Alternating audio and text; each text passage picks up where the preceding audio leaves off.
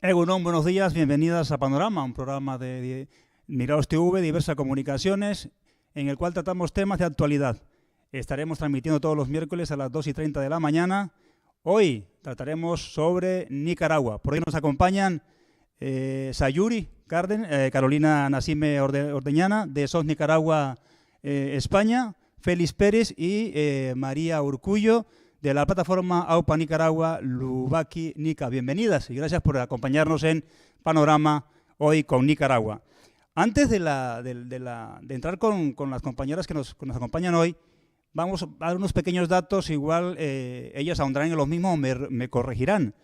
Decir que Nicaragua queda en Centroamérica, tiene fronteras con Honduras y con Costa Rica, tiene costas en el Mar Caribe y en el Océano Pacífico.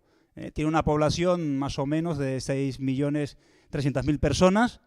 Los primeros españoles llegaron en el año 1502 y la independencia se hizo el 15 de septiembre de 1821. Decir que un dato quizás histórico, anecdótico, Nicaragua es uno de los países que ha tenido el primer presidente norteamericano, William Walker, si no estoy mal, en el año 1956, que fue contratado por los liberales nicaragüenses para combatir a los conservadores nicaragüenses. Fue derrocado en el año 1957 en la batalla una de las batallas fue en Masaya, ciudad importante a nivel político, estratégico para el país, y lo veremos en la continuación de la entrevista.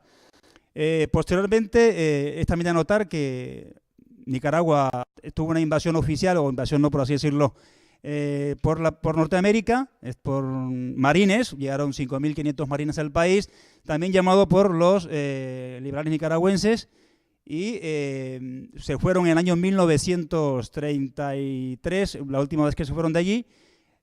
Hubo un acuerdo, el acuerdo Bryan Chamorro, si no estoy mal, ustedes me corrigen, por el cual a Estados Unidos se le da la prerrogativa de poder construir un canal interoceánico entre el mar Caribe y el mar Pacífico. Para ello se arrendó la isla Maíz y se le permitió construir en su día la base naval en el Golfo de Fonseca. Por ello Estados Unidos pagó a Nicaragua algo así como 3 millones de dólares. Y luego, posteriormente, cuando aparece Anastasio Somoza García en el año 1936, que fue... es también a notar que cuando entran los marines a Nicaragua, entran a combatir a Sandino, que tenía 6.000 combatientes, y los marines se van en el año 1933. En esa época aparece Anastasio García Somoza, que le da un golpe de Estado también al presidente democrático, y quien ordena el asesinato de Sandino en su época, ¿no? Un poco así como la historia de cómo avanza en Nicaragua. Aparece en el año 1961, si no estoy mal, el FMLN, nace como una apuesta para la liberación de Nicaragua del dictador Somoza. Básicamente eso como los datos así históricos, ustedes me corregirán. Y entramos entonces en materia con eso. Actualmente, María, ¿qué está pasando en Nicaragua? ¿Cuál es la situación actual de ese país? Nicaragua, desde el 18 de abril, se ha visibilizado una crisis que surgió de las protestas que los estudiantes apoyaron en apoyo a los jubilados, empezaron. Nicaragua en ese momento empezó a reflejar el cansancio, el hastío que teníamos de la situación que se venía dando unos años atrás. La situación generada por el gobierno actual, por el desgobierno, porque han habido una serie de arbitrariedades, una serie de fraudes en la parte electoral, por eso la mayoría de la población no reconoce al gobierno como tal. Te decía, desde el 18 de abril estamos viviendo una crisis política, social, pero sobre todo política, porque se ha visto la tiranía, la represión, se ha visibilizado en todas sus manifestaciones, se ha expresado el gobierno de una manera totalmente violenta hacia la población, sobre todo a los jóvenes, que fueron los primeros que levantaron su voz y que se tomaron las calles como una evidencia de estar en contra de lo que estaba pasando. El gobierno días atrás había sacado una ley de la Seguridad Social en la que afectaba a los jubilados y a los trabajadores. Es imposible creer que los jubilados con pensiones tan pobres, tan paupérrimas, tuvieran todavía que pagar un 5% de sus jubilaciones actuales. Y esto también significaba que los actuales trabajadores subieran o pagaran más, cotizaran más, y el empleador también. Eso pues enardeció a la población, los jubilados, personas mayores en su mayoría, tomaron las calles, pero nunca se esperó que la policía les reprimiera, que la policía golpeara a nuestros ancianos y a nuestras ancianas, y los jóvenes universitarios en su mayoría apoyaron y les defendieron como mejor podían, ¿no? Con el apoyo físico de estar acompañándoles en esto. La mayoría eran abuelos y abuelas de estos jóvenes que cómo podían permitir, nunca se había visto que a unos abuelos se les sancionara o se les golpeara, porque eso fue lo que hicieron. Y vergonzoso también porque quienes se agredían eran paramilitares, eran personas simpatizantes del partido, y esto fue lo que detonó, junto con otras situaciones, toda esta situación, porque la policía salió bajo orden del gobierno a castigar, a usar la mayor violencia que se ha visibilizado en los últimos años, y hasta la fecha, o sea, hemos ido de menor a mayor en cuanto a las expresiones de violencia. Tenemos a la fecha muertos, tenemos jóvenes, tenemos personas inocentes, o sea, gente que no ha estado sumada a las protestas, siendo víctimas de encarcelamiento, víctimas de la muerte, que es el dolor más profundo que tiene la población. Tenemos mujeres que han sido reprimidas, grupos, colectivos feministas que han sido que han intentado apartarles, que han intentado callarles. De hecho, el 14 de octubre hubo un intento de manifestación que terminó con 38 personas detenidas, en su mayoría mujeres, por intentar levantar su voz. Hoy en día Nicaragua no tiene, sus ciudadanos no tenemos derecho a manifestarnos, a protestar, con o sin permiso no se puede, porque ni otorgan los permisos ni te permiten manifestarte. Eso a rasgos generales. Mis compañeros podrán. Lo que tú comentabas es que partía las protestas a través del tema de institutos de seguros sociales, ¿no?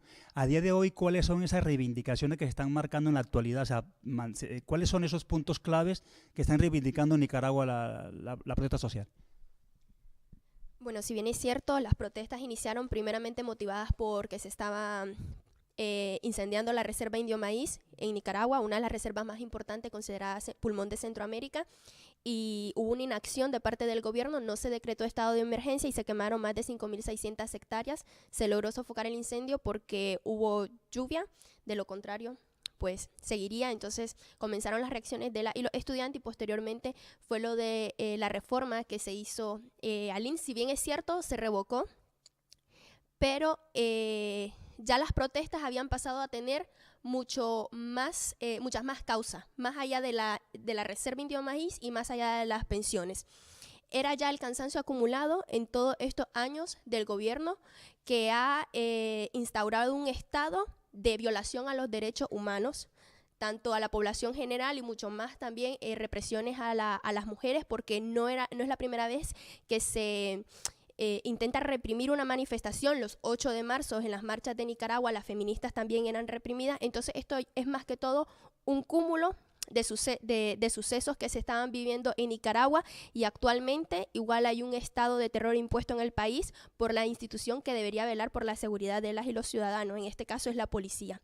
La policía, los paramilitares, las turbas que le llamamos nosotros de la juventud sandinista, han detenido autobuses de colegios, se suben con AK-47 para intimidar a niñas y niños.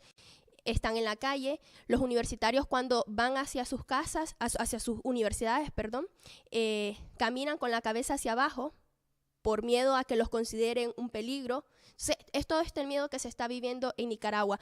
Y las reivindicaciones siguen siendo que queremos una Nicaragua con democracia, con justicia y con libertad. Necesitamos una Nicaragua en el que los derechos humanos vuelvan a ser respetados, en el que no se persigan las voces críticas y que no sean criminalizadas las protestas porque son un derecho humano básico.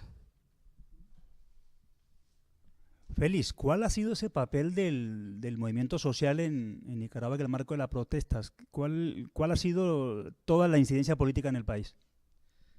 Como comentaban las compañeras, en Nicaragua esto ha sido una acumulación de frustraciones sociales, digamos, ¿verdad? Desde que se aprobó la ley del Gran Canal Interoceánico, una ley que se aprobó sin ningún tipo de consenso con los movimientos campesinos, por ejemplo. Leyes que se han reformado como la ley 779, que protegía a las mujeres de la violencia machista. En este caso, la ley de la seguridad social, ¿verdad? Reformada por decreto presidencial. Entonces, siento que esta cantidad de situaciones ha hecho que muchos movimientos sociales que de alguna manera han estado participando o haciendo sus reivindicaciones de manera aislada, hicieron que se juntaran en una situación de extrema violencia, ¿verdad? Como comentaban las compañeras, esta ley última se reformó 4 días después de que iniciaron la protesta, pero en los primeros 2 días ya se habían asesinado más de 20 personas, estudiantes. Los estudiantes también es una población que ha estado cooptada por el gobierno, ¿verdad? Los movimientos estudiantiles, desde que Ortega llegó al poder, empezaron a ser cooptados por las secretarías políticas del partido de gobierno y habían dejado, digamos, de reivindicar algunos derechos básicos como la autonomía universitaria dentro de las universidades.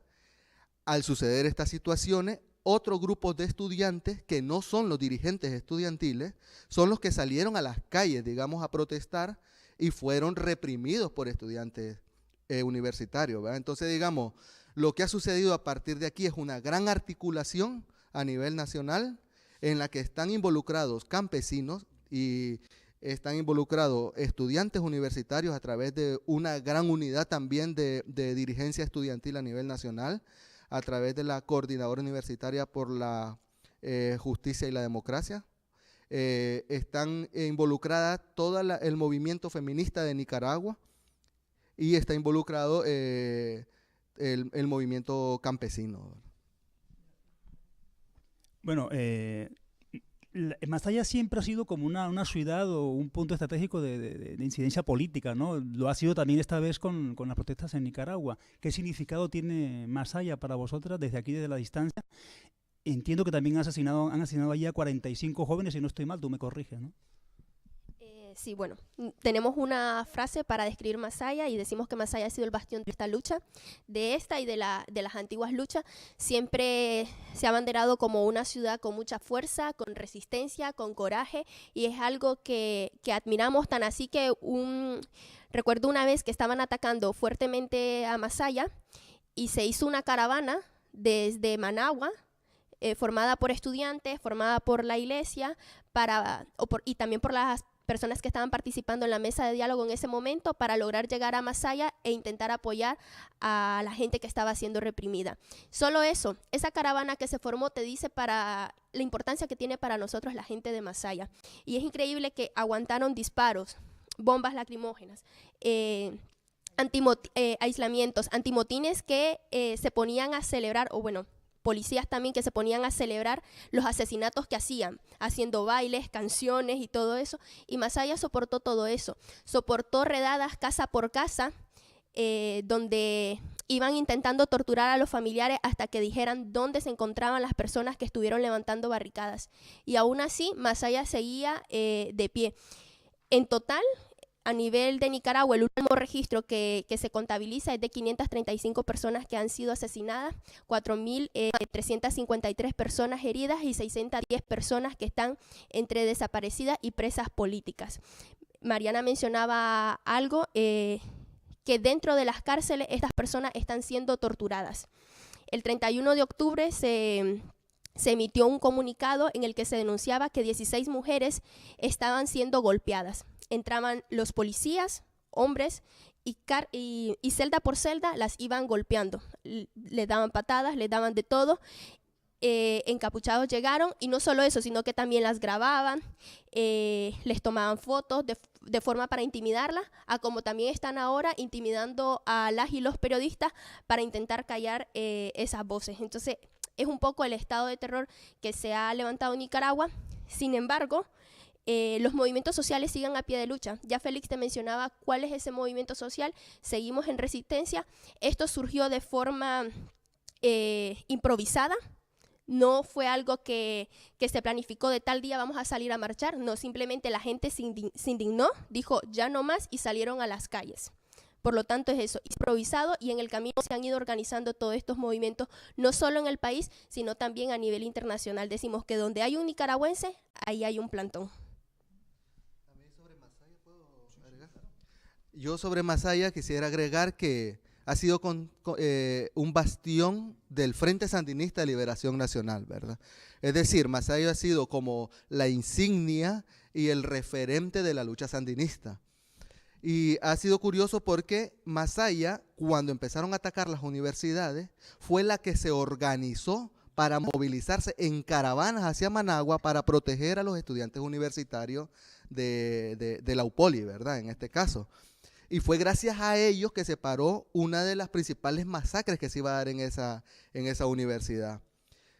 Posteriormente hubo una ¿cómo te digo?, reacción gubernamental contra el pueblo de Masaya, y se empezó a evitar la movilización de las ciudades hacia Managua.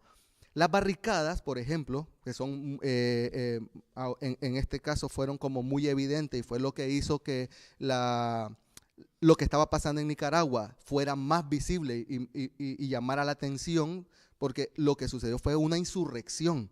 Es decir, la gente, después de unos meses de masacre, empezó a levantar barricadas porque el gobierno había armado a paramilitares, les habían proporcionado medios, combustible, camionetas, les había proporcionado incluso hasta uniformes posteriormente, para que se dirigieran ciudad por ciudad a hacer una campaña que se llamaba La Limpieza, ¿verdad? Era una campaña de limpieza en el que el objetivo era quitar las barricadas, que era la que protegía a la población, para que entraran las camionetas de la muerte, las Hilux de la muerte le llamamos nosotros, ¿verdad? Y lo que hizo fue que se diera una especie de batalla desleal y, ¿cómo te digo?, desigual, porque claro, los artesanos de Masaya son los que fabrican en Nicaragua todo lo que es la pólvora artesanal para celebraciones importantes como la gritería,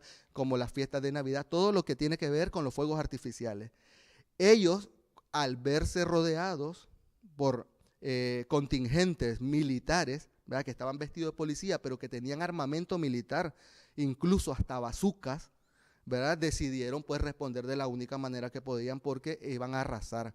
Y eso fue lo que levantó, digamos, la dignidad de todo el pueblo de Masaya, sandinista. Lo que no puede decir Ortega ahora es que lo que pasó ahí fue una manipulación de la CIA, una manipulación del gobierno de Estados Unidos, del imperialismo, que es su discurso antiguo, ¿verdad?, y obsoleto, porque quienes se levantaron ahí, la mayoría es gente que se siente sandinista. De hecho, la mayoría de las personas que estamos en las articulaciones sociales es gente de la izquierda, ¿verdad?, que ha observado el comportamiento autoritario, dictatorial del gobierno, y ha dicho, no podemos seguir en una institución, en un organismo que lo que hace es destruir todas las reivindicaciones y destruir los derechos humanos básicos. Bueno, en Nicaragua no solo tenemos una crisis sociopolítica, tenemos una crisis humanitaria gravísima. Mucha gente se tiene que ir del país ahorita. O sea, hay alrededor de 40,000 nicaragüenses en Costa Rica. Entonces, es ahí donde estamos, ¿verdad? Y las izquierdas en el mundo guardaron silencio, y es hasta ahora que empezamos a reaccionar. Me imagino que en algún momento vas a tocar. Bien, yo oyendo a Sayuris y ahora Félix con el tema de lo que ha significado la dictadura, ¿no?, en su momento. Voy a traer a colación justamente lo de Anastasio Somoza García, ¿no? Es este señor gobernó el país con la familia durante 40 años, ¿no? Un poco como ahí la reseña esta. se convierte en presidente en el año 1937. Es asesinado en el año 1956 por un poeta, por Rigoberto López Pérez, ¿no? Algo también significativo, para luego lo que va a ver. Y le sucede su hijo, pues muere por un tema paro cardíaco, y le sucede el último, que fue Anastasio Tacho Somoza, ¿no? Que lógicamente fue derrocado por el Frente Sandinista, un dictador también en su momento, ¿no? Nace lógicamente el Frente con esta cuestión. El frente lo derroca en el año 1978, cuando se exilia en Paraguay, es asesinado Tacho Somoza en Asunción, Paraguay, por un comando sandinista, ¿no? Lógicamente, después de 15 años de lucha, el Frente Sandinista derroca a un dictador, ¿no? Son los jóvenes los que se convierten en la vanguardia de la lucha sandinista, son los que llevan la victoria del sandinismo, ¿no? Y el país, pues, supuestamente libre, como dice la canción de Godoy, ¿no? Aquella nicaragüita, ¿no? Entonces, también hoy es referente nicaragüita y otras canciones de la lucha reivindicativa. Mi pregunta es, para ti, Mariana, ¿no? ¿Me corriges? ¿Ha perdido el norte el sandinismo en Nicaragua? ¿El mismo Ortega, que hizo parte de ese movimiento? Yo creo que no solo ha perdido el norte, sino que el sentido que para nosotros los nicaragüenses tenía la revolución, que tenía el Frente Sandinista como organización, como que nos representaba a toda. Hoy somos una articulación. Años atrás, hace 39 años, el Frente significaba la unidad de todos los sectores que estaban siendo sometidos y reprimidos por ese dictador de entonces, por la familia Somoza, Somoza. El Frente en su momento significaba las esperanzas de un pueblo, significaba la lucha y la unidad con América Latina en general. Este hombre no solo perdió el norte, sino que le faltó a su pueblo, le faltó a sus hermanos de lucha, a todo ese comité, a toda esa junta, a todos esos revolucionarios que entraron victoriosos en julio del 79 a la plaza de la capital. O sea, todo ese triunfo no era de esas nueve comandantes, ¿no? Eso era la lucha y el triunfo de un pueblo en general, de pobres, de campesinos, de empresarios que intentaban tener otro norte. Este hombre no se ha enfermado, se ha corrompido y obviamente quiere repetir. No solo ha repetido, para mí, desde mi interpretación, ha superado todo lo negativo y todo lo enfermizo de la dictadura que conocían nuestros padres, nuestros abuelos. Daniel Ortega le ha fallado al mundo entero, le ha fallado a su Nicaragua, porque ha dejado de verla como el pueblo, la ha empezado a ver como su negocio, como la manera fácil de enriquecerse y enriquecer a su familia. Hablar del norte, de haber perdido el norte, le queda muy, muy, muy pequeño. Ha faltado a nuestros símbolos, ha faltado el respeto a nuestra ideología, porque Sandino sigue siendo hoy por hoy nuestra ideología, nuestro norte, en cuanto a nacionalismo, en cuanto a amor por nuestros conciudadanos. De una manera muy sencilla, sigue marcándonos. Ahora, ha faltado a todo, ha irrespetado la vida, que es lo más importante que tenemos, pero le ha faltado a nuestra cultura, a nuestro folclore. Ha intentado quitar y silenciar todas nuestras maneras de denunciarle. Bueno, nos quedan 5 minutos, nos dice aquí la realización. Vamos a hacer un poco breves, yo con las preguntas y con la intervención también, y ustedes con la respuesta. Me quedarían preguntar 2 cuestiones o 3 cuestiones. ¿Quién es Rosario Murillo y qué papel juega en el gobierno nicaragüense actual? Y la otra sería, tú hablabas algo de la comunidad internacional, ¿no? Que hablabas de eso. ¿Qué papel juegan ustedes? Y estaba para ti. ¿Qué papel ha jugado la comunidad internacional y el papel vuestro como colectivos en Europa y en este caso en Euskadi? El Murillo. Bueno, Rosario Murillo, la esposa de Daniel Ortega, pero más que la esposa, ese es el papel menos importante, en realidad es la vicepresidenta de Nicaragua, la delegada de telecomunicaciones del país. Y bueno, no terminaría contándote todos los cargos que ella tiene en el país. Vimos que actualmente acaba de ser sancionada por la Oficina de Tesoros de Estados Unidos por corrupción y por violación a los derechos humanos. Y bueno, el imaginario del pueblo nicaragüense es que para nosotros Rosario Murillo es como la que siempre está diseñando todas las estrategias, está planificando. Para nosotras es una persona inteligente, una persona que sabe organizar, pero vemos que toda esa inteligencia en realidad la está usando para reprimir al pueblo, para violar a los derechos humanos.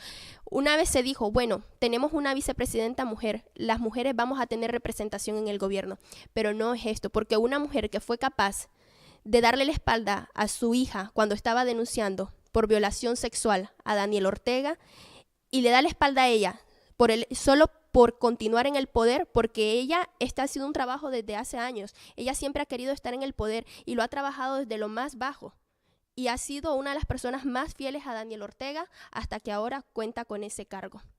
Y una persona que fue capaz de darle la espalda a una mujer y a su hija denunciando por violencia sexual no va a representar a ninguna mujer de Nicaragua que esté denunciando cualquier atropello a sus derechos humanos. Y bueno, a nivel internacional, pues te comentaba rápido cómo estamos organizados. Estamos a nivel de Europa, SOS Nicaragua Europa. Yo formo parte de SOS Nicaragua en España y tratamos de hacer actividades simultáneas a nivel nacional, pero también a nivel europeo. En diciembre vamos a tener, de hecho, una simultánea. Ya tuvimos una el 10 de junio.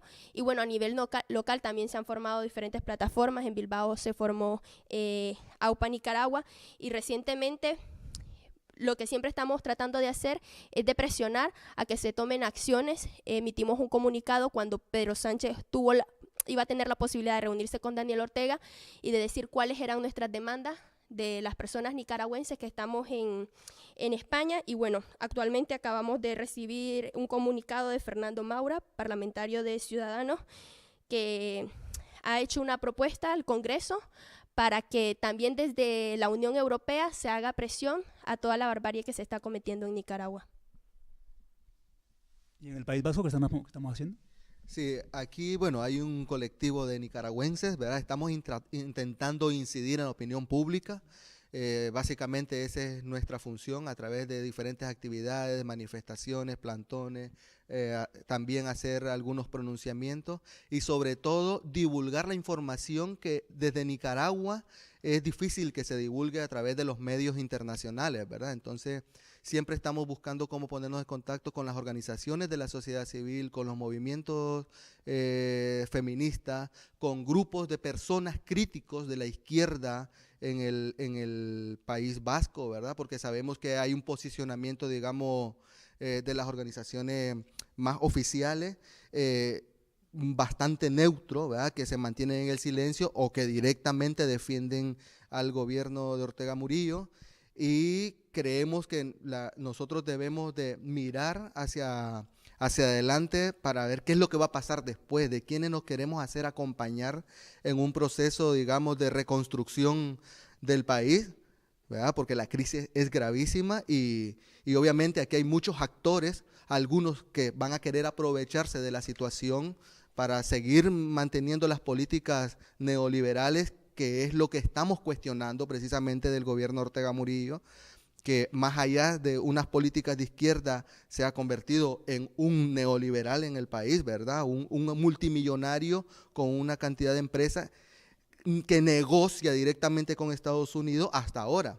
Pero entonces nosotros, ¿qué queremos demandar en el futuro? ¿Cuál es ese tipo de políticas sociales que realmente le lleguen al pueblo? Son las que estamos empezando también a imaginar para poder promover, y para eso vamos a necesitar a la comunidad internacional. Bueno, pues se nos acabó el tiempo. Muchísimas gracias a todas vosotras por venir a acompañarnos en Panorama, un programa que transmite todos los miércoles a las 2:30 de la mañana por Emigrados TV con Diversa Comunicaciones. Nos veremos el siguiente miércoles y todo fluye a nuestro favor. Que ricasco, muchísimas gracias. De verdad. Nicaragua, Nicaragua.